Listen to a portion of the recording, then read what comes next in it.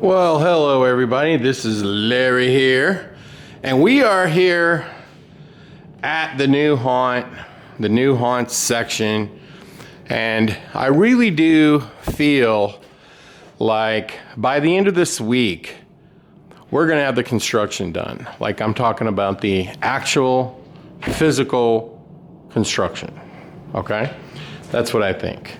So we're gonna have a conversation today about a new topic, but first, let's go around and look at the haunted house and talk about the haunt tour. Now, do you know what this is gonna be right here? Okay, this is gonna be what we're calling a scare round, okay? So the actor comes out of it, and they come out of it, and see, they'll scare you through the room. And do you see, where is it at? You see this thing right here? Okay, that's gonna go on that wall right there, facing this direction. And then there'll be like a wall right here, framed around that, that archway. And then inside here will be another door jamb right here with freezer slats on both sides. So the actor can literally jump out of you here, he can jump out of you there. It does not matter. So it's just called a scare round because he can literally scare you around the room. He can chase you all the way into that hallway. He gets back into here and he can do it again. So this room right here, we have not built. This is the last one that needs to get built. It might take all of this week to get it done, which includes like extending this over, okay, with another fan. But let's take a look, because we started putting freezer slats up, as you can see. But let's take a look at this kitchen, because the kitchen is looking pretty cool. Okay, now you can see we're starting to put stuff on this wall right here. All these freezer slats will be heavily aged. And look at this room. It's starting to come together. An animation is going to be attached to that wall right there. Okay, you can see it's starting to get pretty disgusting. And look at that skinned bunny. It's pretty gross, right? So there's other things we can put in here. We can put a barrel in here. We can put a handful of barrels in here. And by the way, we have to like cover this, which we will. And we definitely have to do that before we open. Now look at this. Now I showed you in the last video. So this animation, and there is a serious problem here. We will not be able to work on it depending on where we put the controller. So you know where we should put the controller? We should mount it up underneath this table or up underneath that wall. Like, it has to be somewhere where you can get to it. Now that is just half of a crate. So we could, get to it, obviously, but it's not ideal. Be more ideal if it had like a hatch that opened. But we did raise it up off the ground so that the customers, see, when they bang into this, they won't be able to hurt anything. And we could easily put, another barrel over here. Now, look what we did over here. I know it's looking really like it's not gonna get done, but trust me, it's gonna get done. So I came up with this idea yesterday. Do you see this right here and right here? This is like crown molding. I know you're probably laughing at me, like, what are you talking about, Larry? That's not crown molding. But what we did is, because these walls aren't even, we cut these rings out of 3/4 inch plywood. Okay, so these rings are gonna sit on these ledges. So I came up with the idea of having these ledges 6 inches on both sides come out. So even if it's not even, we can put the rings centered on it, and then this 2x4, that's holding it up, just FYI. It'll give it the look of crown molding. Okay, and we can come back and we can doll this up. We can put dental tooth molding on that, whatever. So we probably will go get some dental tooth molding and add it to it. So with that being said, this hallway has to be finished, and it will be finished. But look at this scene right here. This is the one we're trying to get together here. Okay, so you push through, and this is what I'm talking about. You see these barrels? Now, I wanted to use 4. Well, that's a problem, because if you use 4, then this thing has to slide all the way over there. Now, tell me what's wrong with this picture. I see the back of his controller, and he's not looking at me. So we're not going to get the effect of him. He needs to be straightened out. 100% he has to be straightened out. So we're only going to be able to use 3 barrels. And then we're going to cut this up and straighten it out. Now, look at this pig pen. And you've got the pigs in there. We're going to put dead bodies and blood all over it. And it's going to get moved over some. But the idea, you see, is come into the room, you hit something, okay? Then we'll put other props. It's going to be barrels. And there'll be dead bodies in your way, and you'll snake around through the room, and you'll see good old Leatherface. Now, you'll also notice that we put a ceiling in here, okay? That gives the room a better feel, better look, if you ask me. So this is a big thing. Whenever you're doing haunts, you really, you want to try to, you know, do a ceiling. Now, none of those ceiling panels, just FYI, are screwed up there. Okay, they're just sitting there because we have to put in all new electric and everything else. So we want to be able to move them out of the way. Okay, so now here's something else that we're moving along on. Check this out. This is the new revamped, it's going to be a truck now, and you can see it's getting painted. We're going to put stencils all over it. It's starting to rust, and it's looking way better. When I say way better, I mean it's looking way better. And so that's a project, and we're trying to get it done. Now, over in here, we tested our laser maze. You can see green lasers everywhere. You're also going to notice that all these barrels are now secure. They're hard as a rock, and they're totally in here. So the green lasers, we're gonna have to build something around them so you can't nudge them and move them, but we gotta line them up first. And then this hazer thing is not gonna work because it doesn't make enough fog, really. Now we're gonna be putting freezer slats everywhere. And then our boiler is going to start going in tomorrow or Wednesday. So this whole scene hopefully will be done by the end of this week is what we're hoping for. And so we built props from scratch to make this look better. Now, I don't know why, and I'm going to have to go back out here because apparently all the lights aren't on. So, and I got to turn it on so we can actually see.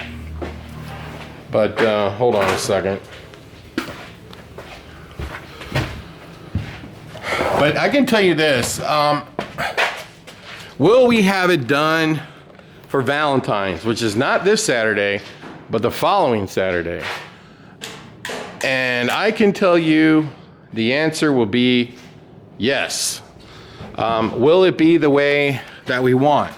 No. Will it be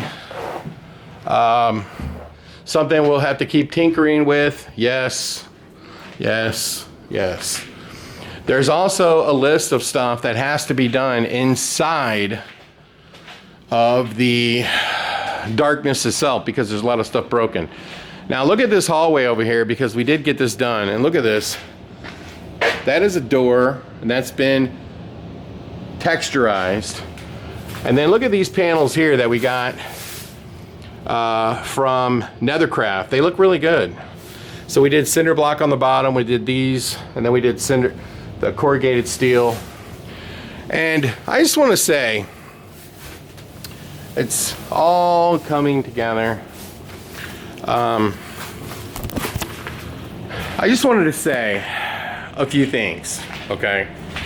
Number one, there's a lot of odds and ends, okay? That's gonna have to be done at the very, very, very, very last minute. Like painting a lot of stuff black. That's an example. And I'm gonna tell you another thing. For all the people who know me very well, let me tell you another thing. When you're building a haunted house from scratch, one of the things you really got to pay attention to, and I'm going to show you right now. Look at this. This just isn't right. Okay, look at all them screws. We've got to go in here. We've got to knock all these screws off. And they're everywhere, let me tell you. Now, we can go in and we can start getting rid of some of them now. And you know what I would suggest? Look at that, there's another one. There's screws everywhere. They're everywhere. And somebody could get hurt on them. Like a worker could tear, rip your whole face open. So I do strongly suggest that you don't wait till the end to get rid of screws. You should get rid of them as you go. As you go. But here's the problem. You're gonna have screws going into this thing all the way to the last minute. And that's just a fact, okay? Because you're gonna start screwing things into the wall, you're gonna screw props into the wall, and so on and so forth. So you're probably, one of the things that you might be wondering out loud, maybe, is, what's it gonna look like when it's totally done? Is this actually gonna be any good? Well, I'll tell you something. I hired these two carpenters to help me with Alien when I first started it. And I kept trying to explain to them my vision on doing things. And I kept saying, when you're building something, you have to imagine it being painted, okay? You have to imagine it being themed and with lighting, okay? That's what you have to do. That's what you have to visualize. You have to be able to visualize that. So if you're gonna be good at, say, detailing a haunted house or building a haunted house, you have to be able to visualize something being done. What will it look like? Paint it. Now I can tell you, when I see all these bare walls, I know exactly what it's going to look like. And I also can visualize what the room will look like and how it's going to lay out and what props are going to go in here and so on and so forth. You have to remember, on a prop side, we haven't even scratched the surface here. We don't even have 10% of the props that we have in the building. I'm talking about in here. Because what we really need to do is we need to finish building this room right here, the one that I'm in. And then as soon as this room is built, we got to start removing all the materials. We need to sweep the floor. We need to get everyone out of here, all the materials, everything gone. And then you can start to really picture it. And you can start to visualize where props should go, where this should go, where that should go. And I can tell you where I'm at in the whole process. I've already started to work on producing sound effects for each scene. And you know what I was thinking about, and see, I didn't think about it until I focused on it. I was thinking about this room right here, being a PA system where somebody's trying to talk to everybody in the shop. And you hear this elevator music playing in here. That's what I started to visualize, mentally in my head. And so that's the sound we're gonna make for this room.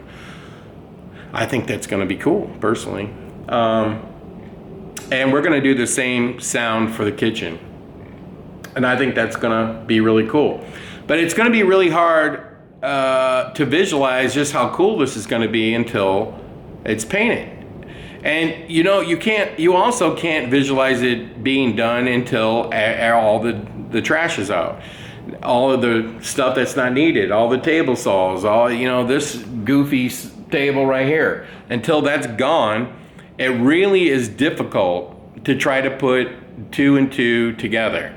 But I can tell you, maybe by Friday, everything in here is gonna be gone. Everything is gonna be done.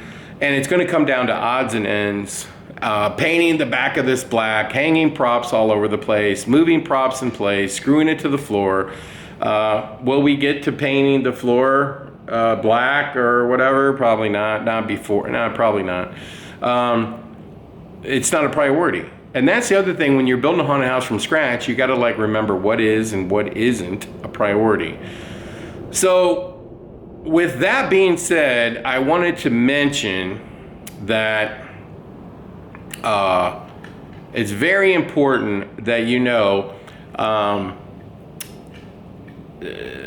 doing this project in the blitzkrieg amount of time that we had was probably a dumb idea. But I think it's going to turn out. And because I did hire somebody to do the boiler, that room's going to be done by a separate crew starting tomorrow or Wednesday. So that room's going to come together. The kitchen's already together. The barrel maze is almost there. We have to put in a few more lasers. We got to get the fog done right. And that room's done. We started putting freezer slats up, okay? That room over there with the Leatherface guy, it looks like nothing's going on in there, but no, it will look like something once we figure out the pig pen and we get it painted. Then we can start, like, you know, trying to figure out how we walk through it. So all these things are going to come together like fairly quickly, if this makes sense. So anyway, I did want to remind everybody that we did put the tickets for sale. You can get tickets at darkness.fearticket.com. And I want to say this, that today we were trying to order food for this tour. And so people are wondering why the behind the scenes tour is so expensive. Well, I mean, the food alone is going to cost over $5,000. Okay. So just, you know, let that sink in. So that doesn't even include drinks. So we also have to rent chairs for that event. I'm going to have to put people I'm paying all these people. I'm shutting down my whole escape room for an entire hour. So that means nobody can book it. Okay. And so, yeah, I mean, it's very costly to do the tour with the escape rooms. And I think it's worth it. But I am spending between all the food and drinks and everything, it's going to be somewhere between $5,000 and $6,000. So yeah, it's going to be definitely worth it if you want to get the ultimate experience. Because seeing the escape rooms and walking through those, that's worth its weight in gold right there. So I think it's going to be great.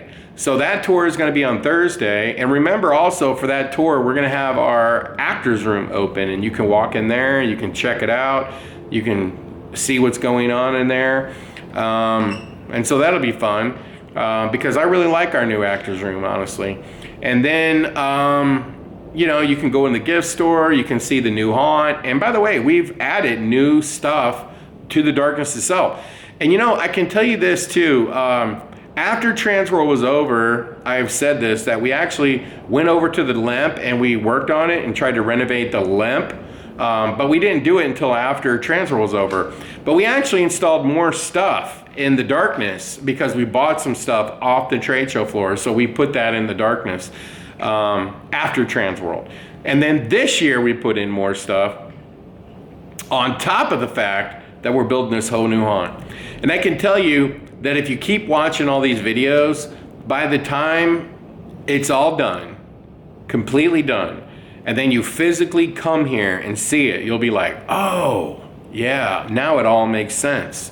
So we hope you get your ticket, darkness.fearticket.com.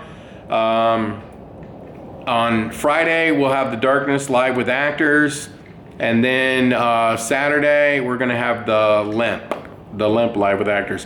Now, we're only doing $500 for the Limp, $675 for the Darkness, and $300 for the behind the scenes tour. And they're all done with a limit due to the fact that we don't want to be here all night, number one. And number two, we understand the haunt community is going to walk a little slow. And then we want to space them out as much as we can. So that's why. Now, I will mention that the haunt tour tickets are going fast. So, but once it sells out, that's it, and we're done. Now, with all that being said, somebody emailed me and said that he wanted me to talk about, you know, maze designs, okay? And we actually have already talked a lot about this because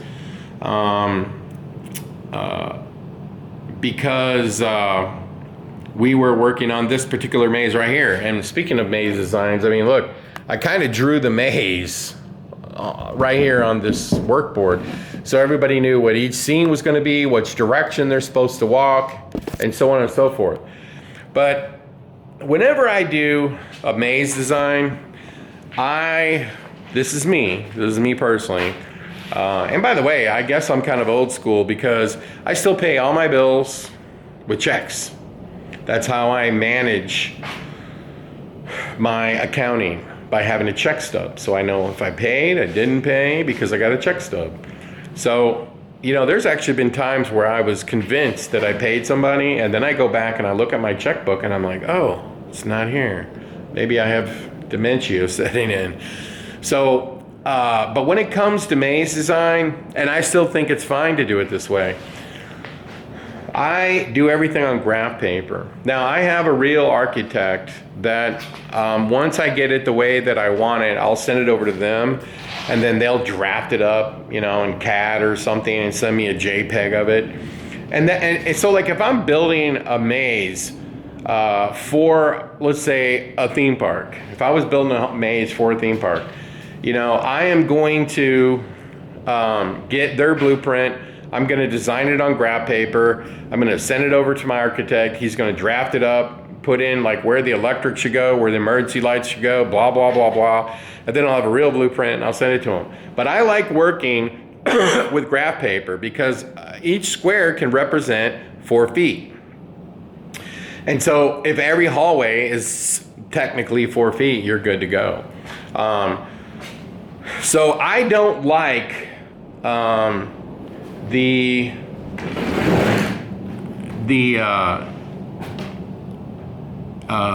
way, there's 2 ways of doing the maze. You've got the one way, which is the 60 degree, and then you have the other way, which is the 90 degree.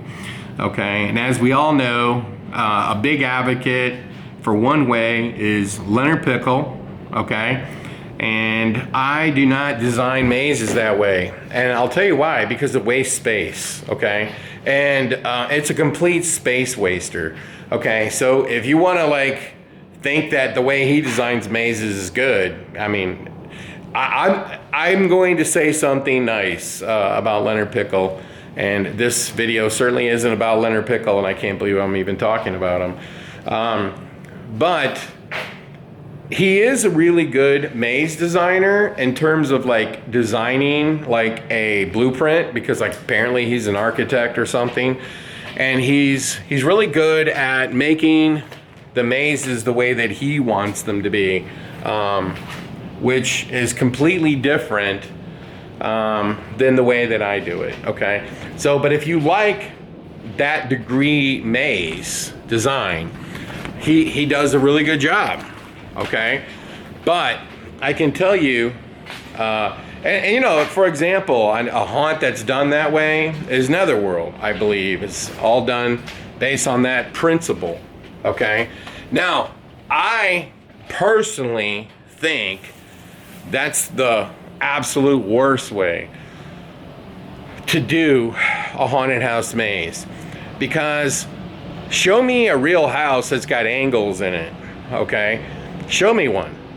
It also, to do it, would require more wall panels, and because you're constantly making these like triangles, you're which I think Leonard calls it the triangular grid system. This is what he calls it, the triangular grid system.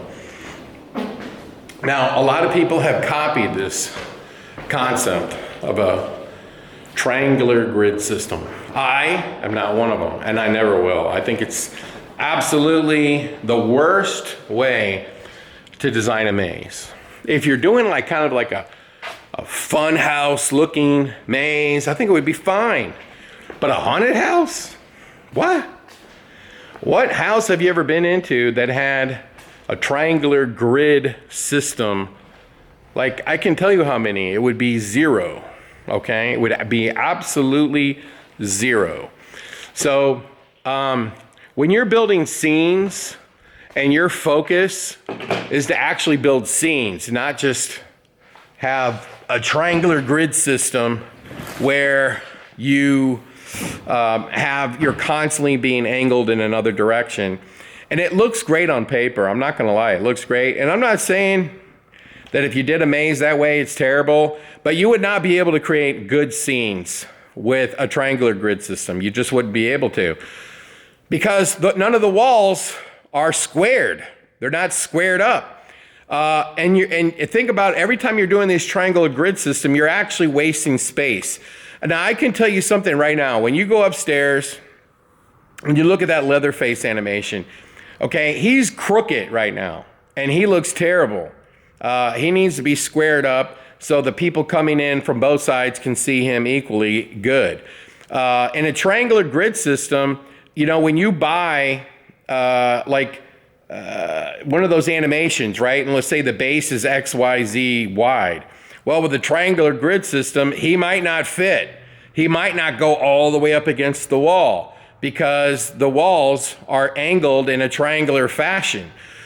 It's the absolute wrong way to do a haunted house. I'm telling you right now, when you're talking about getting scares, when you're talking about building sets, when you're talking about building, installing props, it's just gonna make everything 3 times harder to find somewhere to put something. It's just the wrong way to do it. I'm telling you, it's the absolute wrong way to do it. So you can do it however you want. Now, in my opinion, and you haven't seen me design a maze for a theme park, but I actually think I'm like the best, okay? And I know somebody's gonna say, oh, there he goes again. But no, I'm very, very good at it, okay? We're talking very good. You know, I once had Rob Zombie call me because of a maze that I did for Madison Square Garden. And he thought it was the best designed maze he'd ever seen. And this was back when he was working for Universal Studios. Rob Zombie was their main consultant or whatever. And he wanted to know how I did it. It was a confusing maze that I did that I'm telling you, no one could figure their way out. No one. And it was so impossible to figure your way out of it. Because the reason why I came up with that concept for Madison Square Garden is because they didn't have a lot of square footage. So they wanted to figure out how can we make this longer without less, with not adding more square feet. So I thought, oh man, what if you're in a maze and you just never can get out? But it became a serious problem for them, if I'm being completely honest with you, because nobody could get out. The actors had to tell them how to get out. I made a maze at Creepy World, and it was a confusing maze as well. And we had that maze because it was fast and cheap, and nobody could get out of it. I used to get complaints from people saying to me, we were stuck in there for 2 hours. I mean, I can tell you when I went in there, I couldn't get out either. So it was very difficult. But I'm not even talking about just making confusing mazes. I'm like really good at making mazes. And I can tell you this, that whenever you make a smaller maze, let's say if you're doing a Scream Park, for example, and you've got a smaller footprint, then one of the things that you're gonna wanna focus on is how can we build a smaller haunt, let's say 2,000 square feet, and you get the length out of it, while at the same time, we don't have a huge budget. Well, I can tell you how. When you design this maze, okay, when you design this maze, you wanna have a lot of twists and turns, and this will make the scenes smaller. Does this make sense? So this will make the scenes smaller. So when the scenes are smaller, that means you have less work to do to make them look good. And so this is a positive, okay? Does that make sense? Now I'm gonna show you, and this is gonna be kind of crude, but you see that I've, and you know, to really do this, not gonna lie to you, I really need glasses because I cannot freaking see what I'm doing. And hold on, let's go try to get some. But I'm gonna just sort of jot you up a little maze, and I'm just gonna make it unless And you're gonna see that I'm gonna be able to make it in less than probably 90 seconds. But I'm not gonna be able to do it if I don't find glasses. And there's a pair right there, so hold on. Oh, and by the way, I forgot to drop this off. This is the list of everything that needs to be done. All right, so I'm gonna make a maze in about 90 seconds, and you'll see how I do it, okay? And you'll see how simple it is, okay? And then I'm gonna kind of just walk through it, and then we'll talk about it. Okay, so now I can see, and I don't know how many square feet this is or anything, but this is 1, 2, 3, 4, 5, 6, 7, 8, 9, 10. So that's 10 by 4. So that's 40. 1, 2, 3, 4, 5, 6, 7, 8, 9, 10, 11, 12, 13. So that's 14 times 4 is 28.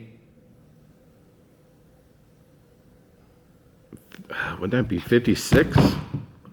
Hold on. I want to give you the accurate information here. So it's 14 times 4, yeah, 56. So you take 56 and times it by 40. That means this maze that I'm doing right here is 2,240 square feet. Now, I would probably spend a little bit more time doing this, but now whenever I'm designing, you see these 2 lanes open right here? That's very important. We'll come back to that in a second. Okay, now let's say I put a scare box right here. Oh, I got an itch. Okay, so let's say this is the scene here. See, and here's the door jamb. So you come into the scene right here. See, there could be something like in the center. You walk around. Now see how I kept this lane open, because see, you can do this number. See that? Now, what you could do too is you could come down maybe just this far, and then you know what you could have right here is like an animation type of scene that kind of jumps out at them or something. Okay, so, and by the way, we have to say like where you're getting out of this. I didn't even think of that, but I'm just making it up. I'm just gonna put it right there. Okay, so after you come out of a maze, you want to come into a scene. So let's take it down to about right here, and we'll come down here, and I usually put in like a little horseshoe like that to symbolize a door jamb. Okay, and then here's another door jamb. So see, you would come out around, and you would, and then here's your scene, number 2. This is number 1. Now you come out here. Now let's send them back down. Maybe we can go up, over, down, and you see how we still have a lane to get out of this thing. Bring it back over. Here's your door jamb, and here's you scene number 3. So that's pretty obvious. Another door jamb there. And I like to put door jambs in everywhere. Now, let's add a scare box right here for actors. Bring them one more up. Bring them over. Why not hook around here? Okay, let's put a door jamb right here. And then what do we have? We have a scene. Let's say the door jamb goes here. Here's scene number 4. Let's send them this way. Let's put in a scare box right here. Okay, now we can do one of these numbers. See where they go like this. Now, let's put a door jamb right here. So this could be kind of a smaller scene, probably that would have like an animation or something. Now, let's go ahead and do this. Let's throw in another scare box right here. Okay, you're coming out into the scene. He just comes, let's go ahead and see, this is actually, see, I drew this with no glasses. And so you come out here, let's go ahead and extend it over to here. Let's cap it back in, bring them back to the scare box like that. And then here is your last scene. So that's 4, this is 5, okay? Boom, done, that fast, okay? Now, if I did a triangular grid system, the problem is, the biggest struggle with trying to build a haunted house is having somewhere to put your sets, put your scenes. Now, anytime that you make a room, and you're making a maze this small, by the way, it has to be at minimum 12 feet. Okay, every room has to be 12 feet across, unless you're just putting in something small. Like, let's say, for example, you're gonna put in an electric chair, and you're just gonna kind of walk into the electric chair, it's gonna go off, and you just kind of like horseshoe, you see the, into the electric chair, and then around and back out. So let's just say that was the way you were gonna do it. Okay, but typically when you do a scene, you'd like it to be 20 feet by 20 feet. At minimum, you need 12. Why do you need 12? Because you need an area to walk around. So let me give you an example, okay? So let's just say, hypothetically, see, we have a room right here. Let's say you're gonna come out here, okay? And it doesn't matter how long the room is. We've got the room at 12 feet, at 12 feet wide. So see, you're gonna come into the room, and let's say you have a prop here, like a table, and you walk around it. Now here's another table, okay? So you gotta have room, and let's just say you have an actor here, okay? Or an animation. Whoops, sorry, I didn't notice I didn't have it on there.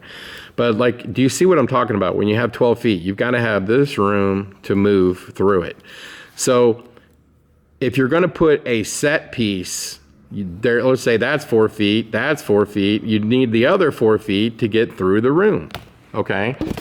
So at minimum, any room has to be at least 12 feet, at least. You would rather 20. Now in the darkness, we have rooms, that are 24. We have rooms that are 16 by 16. But at the lowest, it would be 12 by 12. So you need this space, either on the left side, the right side, to be able to move through the scene. Does this make sense? So this is how I would do a maze for a theme park. And the other thing is that a maze system like the way that we do it, not the triangular grid system, the maze is set up faster. They set up way faster. They literally, I can't explain the system to you, but we have a system where it's like an interlocking wall, and you literally just keep going. Everything's 90, 90, 90, 90, okay? So it makes it much, much easier to set up, okay? You can literally start by making a corner, like almost like a triangle, a corner of the maze, and then, you build off of it. You build off of it pretty simply by just screwing like a 2x2 or a 2x3 to the wall, and then you just fit the wall in and you keep going until you get to the front. So at the end of the day, this is just my opinion. When it comes to building a really good haunted house, to where you want to be able to put in your sets, your scenes, your props, you're better off with not doing a 60-degree maze. That's my opinion. Now, I can tell you, and I'm just quoting Leonard Pickle, because he said at one time he called himself a minimalist, meaning he believes in minimal amount of props. As you can tell, I am the complete opposite. I believe in lots of props. So, and you know what? Even if you could sell that concept of being a minimalist back in the 90s, you can't sell that concept in 2025. Basically, if you took that advice, that minimal amount of props is the way to go, well, you might as well not even try, because you are going to fail miserably. Think about all the people out there who are building their haunted houses and their garages, building haunts out in their front yard. Look at all the props they buy. Look at how excited they get to buy props. That's really all a home haunter cares about is props. What gets all the views on social media? The props, the animations, okay? You can't survive with a minimalist approach. You just can't. So if you're going to build a successful haunted house, you need to be able to build good scenes and have a lot of props. And if you do everything at a 60-degree angle, I'm telling you, you can't fit the props in, okay? Which makes perfect sense why you're a minimalist, because the 60-degree triangular grid system would be fine. But I can tell you this, in terms of linear walking space, I can guarantee you, and I'll take this challenge too, okay? You put Leonard Pickle on one side and me on the other side. You get the same amount of square feet, and you've got to create the most linear walking space. 90-degree versus 60-degree. I'm telling you, you're not going to win with a 60-degree. I just don't care. The linear walking space is not going to stack up to a 90. It's just not. But there again, I will tell you what looks really pretty on paper is the 60-degree triangle grid system. When you see one laid out, oh, it looks like, oh yeah, that is a haunted house. And did you ever notice like the whole perimeter is all triangular gridded as well? Can you imagine how long that would take to set up versus 90? Oh my God, what a nightmare. Who would want to do that?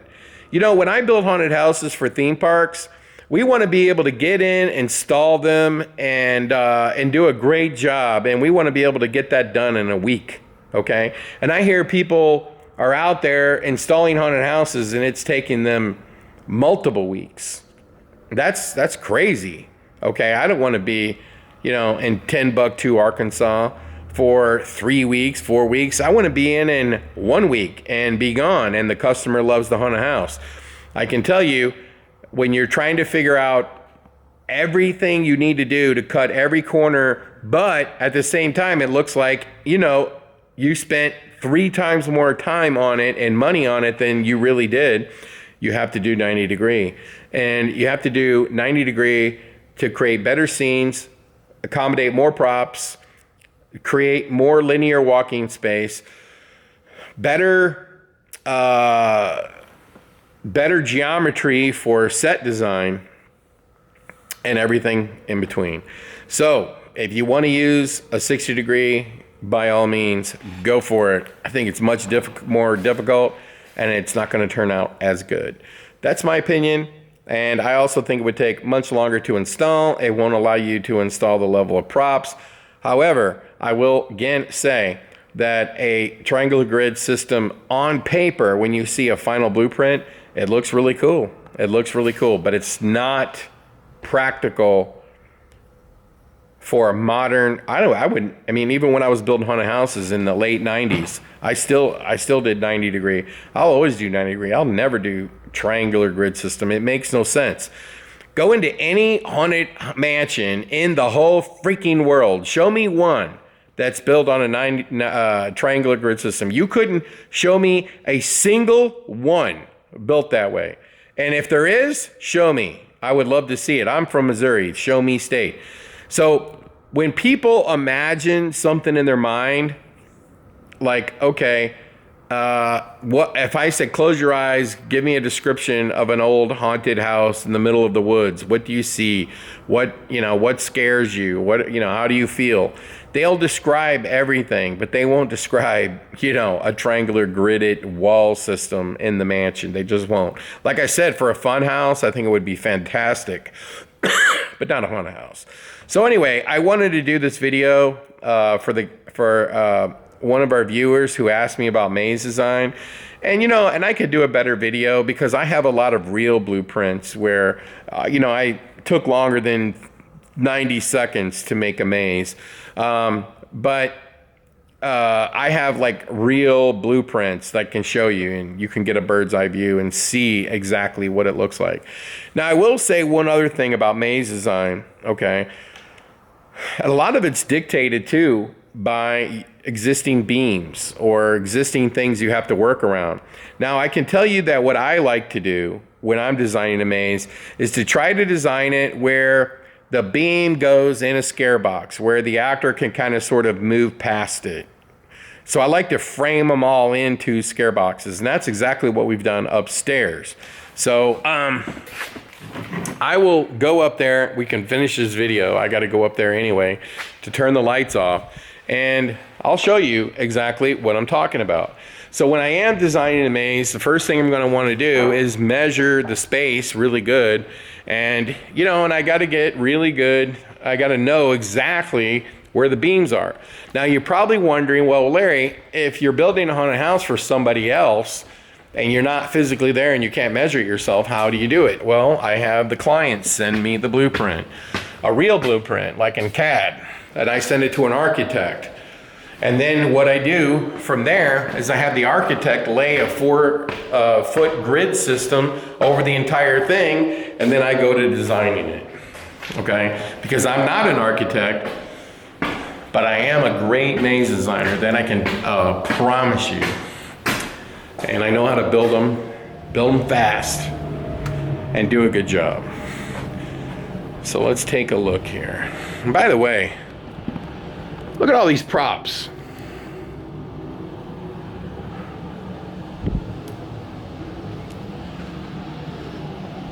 There is a lot of props that are going to go into this haunted house.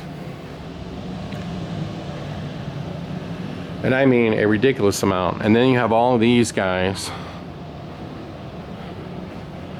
They're all going in one way or another. And it's really going to bring the whole thing together, really, if you ask me. Now let's take a look at this right here. This is a scare box. And what is sitting right in the middle of it? A beam. But do you see how the actor can get around it? This actor can get to this customer as they're leaving. And we cut this in, and we're going to put a piece of steel there. This actor can walk over here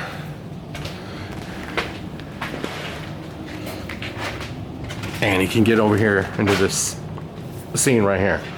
And that's an example of whenever I'm doing a maze, I try to design the maze to stick these beams, and let's take a look at another one right there in a scare box. You see how the actor can still get out.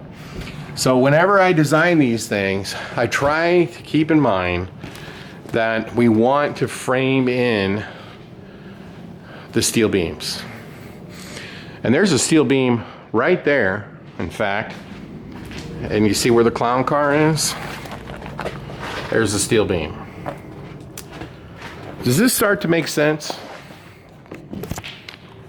Now, I will say, and you know,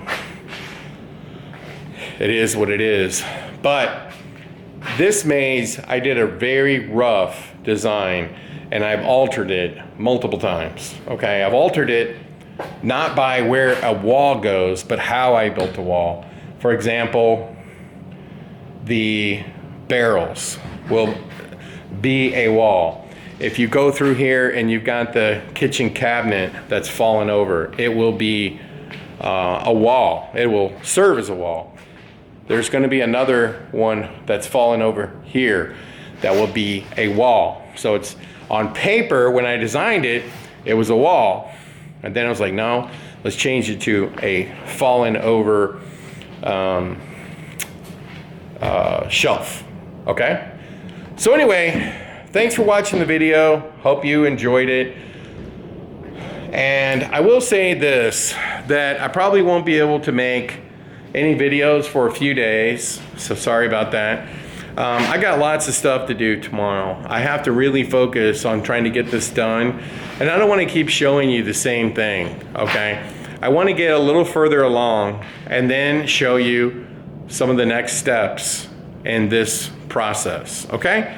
So with that being said, have a great rest of your week, and we will talk to you very soon. And look at this room. It's going to change, hopefully by the end of this week. Get your tickets now at darkness.fearticket.com.